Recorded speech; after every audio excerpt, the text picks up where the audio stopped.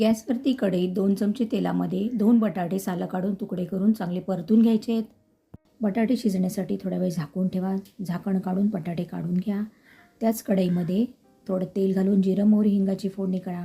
एक बारीक चिरलेला कांदा परतून घ्या. कांद्यावरती थोडं मीठ घाला आणि टोमॅटो घालून चांगलं परतून घ्या.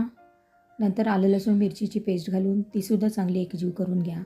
नंतर ते ढवळून झाल्यावर त्याच्यात अर्धा ग्लास पाणी घालून झाकून ठेवा, जेणेकरून चिकटलेला बटाटासुद्धा निघून जाईल आणि कांदा आणि टोमॅटो चांगले शिजले जाईल.